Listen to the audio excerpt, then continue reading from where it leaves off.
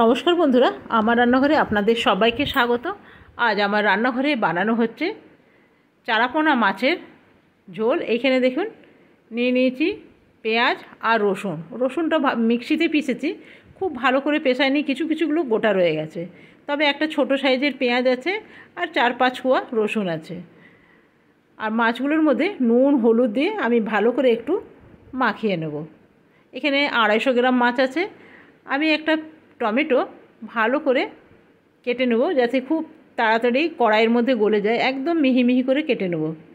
তো দেখুন সবকটায় টমেটো আমার কাটা হয়ে গেছে। টমেটো বেশি করে দিলে কিন্তু খেতে ভীষণ ভালো লাগে।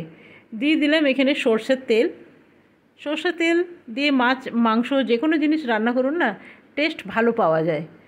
এক সামান্য নুন দিয়ে আমি মাছগুলো দিয়ে দিলাম ফ্রাই করতে।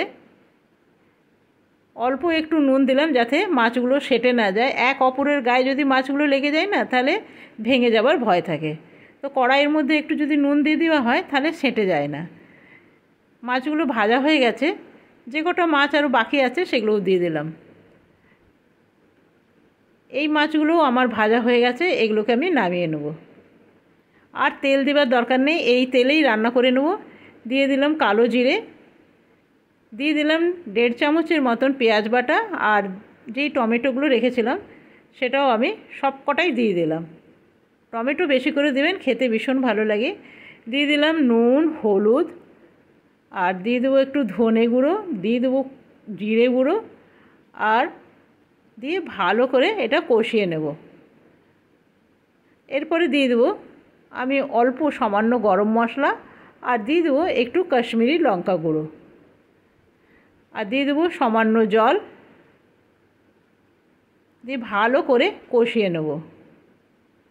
দিয়ে দিলাম একটু ফিশ কারি মশলা, এটাও ভালো করে কষিয়ে নিলাম। এরপরে দিয়ে দেবো জল। এরপরে মাছগুলো দিয়ে দেবো।